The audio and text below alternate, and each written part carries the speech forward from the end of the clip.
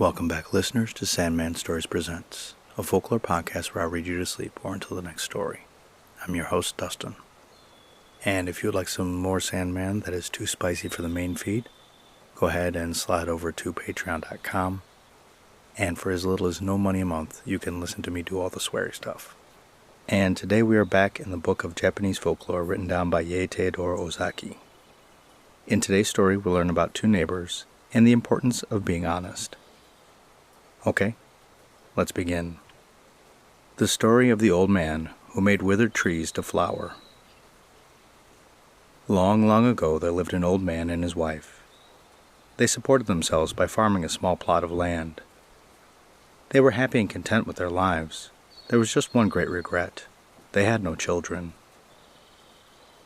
They did have a wonderful dog named Shiro, and they lavished their affection on him. Indeed, they loved him so much that they gave him their best food. The happiest part of the day for the old man and his dog was when the old man returned from working in the field. Having finished his Spartan supper of rice and vegetables, he would take his scraps out onto the veranda. Sure enough, Shiro was waiting for his master and the evening titbit. Then the old man would say, "Chin chin," and Shiro sat up and begged, and his master gave him the food. Next door to this good couple, there lived another old man and his wife, who were both wicked and cruel, and who hated their neighbors, and the dog with all of their might. Whenever Shiro happened to look into their kitchen, they kicked him or threw something at him, and sometimes wounded him. One day, Shiro was barking for a long time in the field in the back of the master's house. The old man, thinking perhaps that some birds had been attacking the corn, hurried out to see what was the matter. As soon as Shiro saw his master, he ran to meet him, wagging his tail, and, seizing the end of his kimono, dragged him under a large hinoki tree. Here he began to dig with his paws, yelping with joy all the time. The old man, unable to understand what he meant, stood looking on in bewilderment, but Shiro went on barking and digging with all of his might. The thought that something might be hidden beneath the tree, and that the dog had scented it, at last struck the old man. He ran back to his house, fetched his spade, and began to dig the ground at the spot. To his surprise, after digging for some time, he came to a heap of old and valuable coins, and the deeper he dug, the more gold coins he found. So intent was the old man on his work that he never saw the angry face of his neighbor peering at him through the bamboo hedge. At last all the gold coins lay shining on the ground. Shiro sat erect with pride, and looked fondly on his master as if to say, "You see, though only a dog, I can make some return for all the kindness you show me." The old man ran to call his wife, and together they carried home the treasure. And so, the poor old man and his wife became rich overnight. His gratitude to the faithful dog knew no bounds, and he loved and petted him more than ever, if that were possible. The cross old neighbor, attracted by Shiro's barking, had been an unseen and envious witness of the finding of the treasure. He began to think that he, too, would like to find a treasure like that. So a few days later he called the old man's house, and very unceremoniously asked permission to borrow Shiro for a short time. Shiro's master thought this was a strange request, because he knew quite well that not only did his neighbor not love his pet dog, but that he never lost an opportunity of striking and tormenting him whenever the dog crossed his path. But the good man was too kind-hearted to refuse his neighbor, so he consented to lend the dog on the condition that he should be taken great care of. The wicked old man returned to his home with an evil smile on his face, and told his wife how he had succeeded in his crafty intentions. Then he took his spade and hastened to his own field, forcing the unwilling Shiro to follow him. As soon as he reached the hinoki tree, he said to the dog threateningly, "If there were gold coins under your master's tree, there must also be gold coins under my tree. You must find them for me. Where are they? Where?" And catching hold of Shiro's neck, he held the dog's head to the ground, so that Shiro began to scratch and dig in order to free himself from the horrid old man's grasp.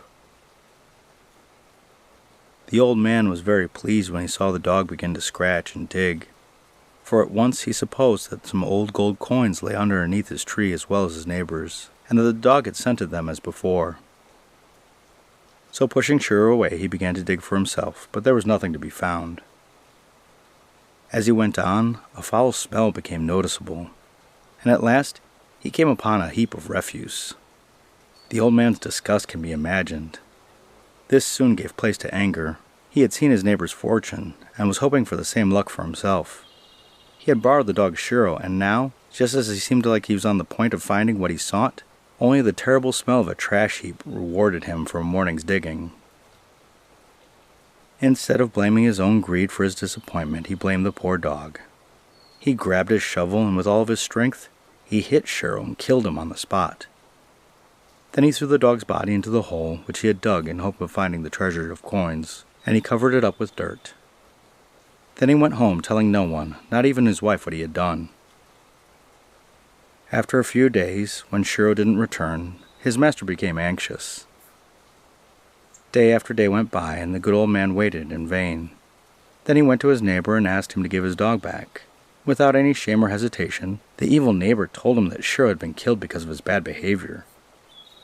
At this terrible news, Shiro's master wept many sad and bitter tears. Great indeed was his woeful surprise, but he was too good and gentle to reproach his bad neighbor. Learning that Shiro was buried under the hinoki tree in the field, he asked the old man to give him the tree in remembrance of his poor dog Shiro.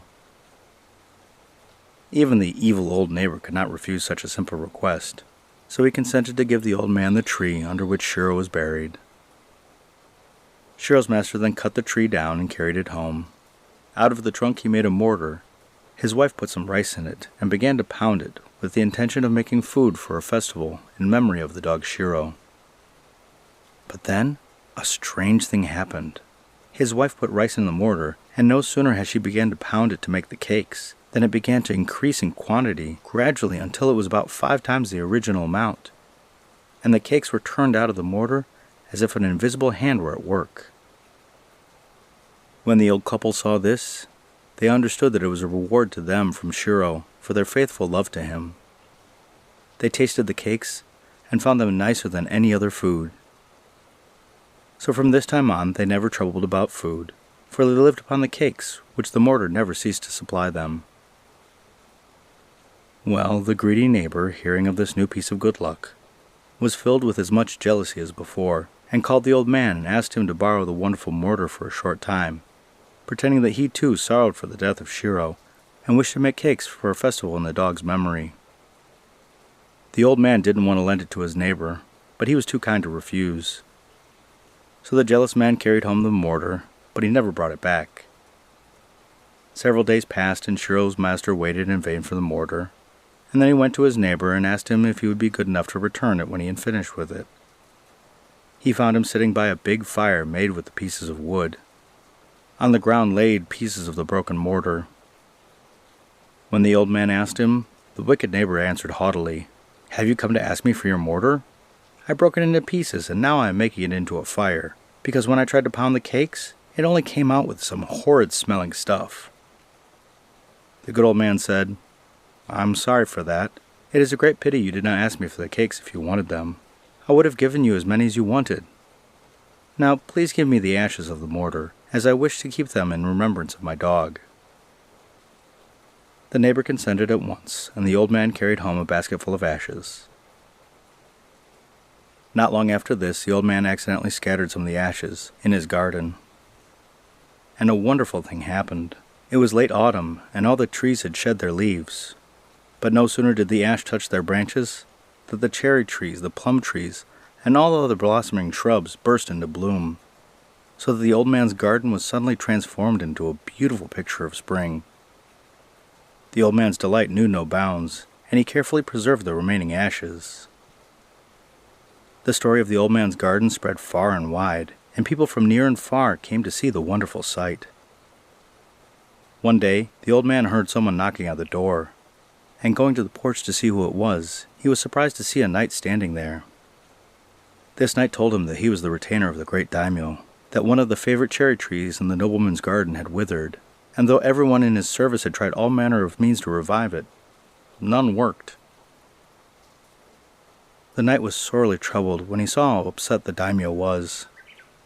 At that time, luckily, He had heard that there was a wonderful old man that could make withered trees blossom, and that his lord had sent him to ask the old man to come to him. "And," added the knight, "I shall be very much obliged if you come at once."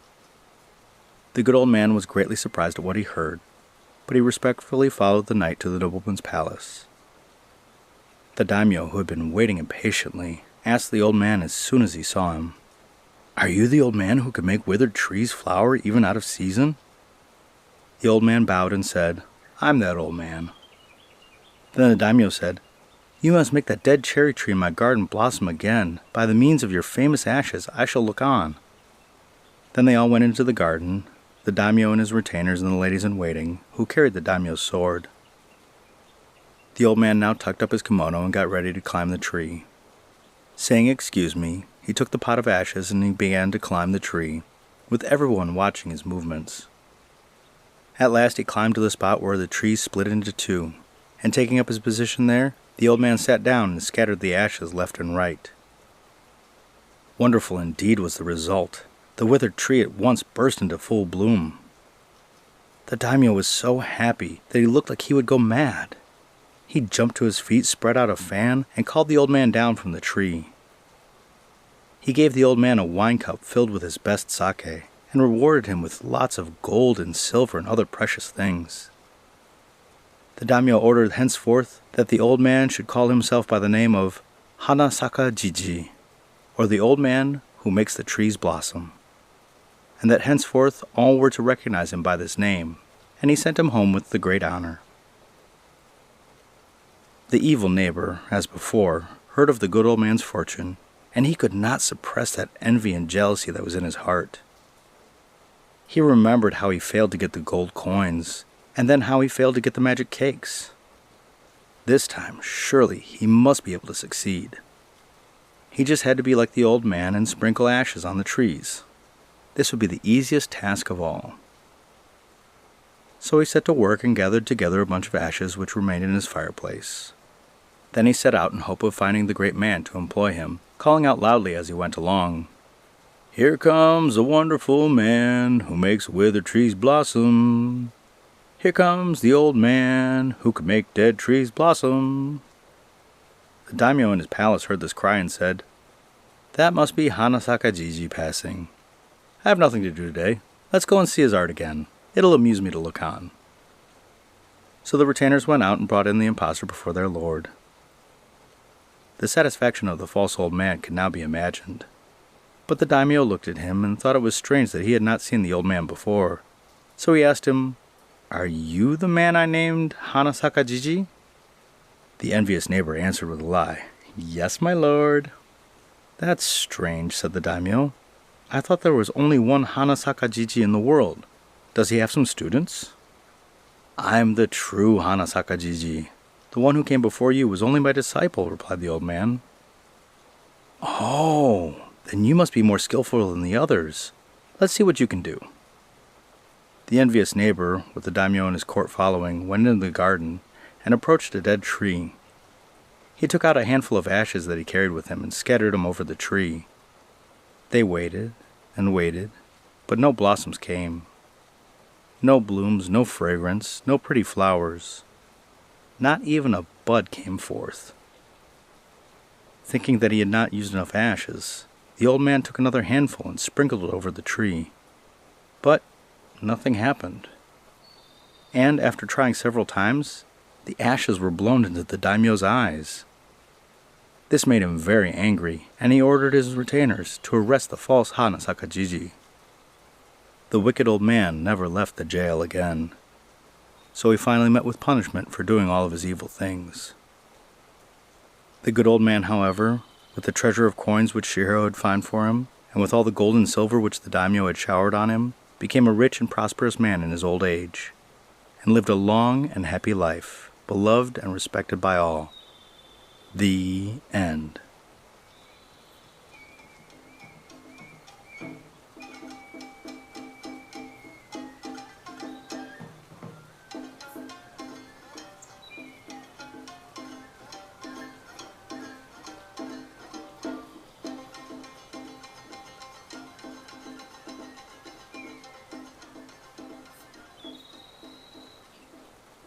Well, I enjoyed the story. The bond between animals and humans can be very strong.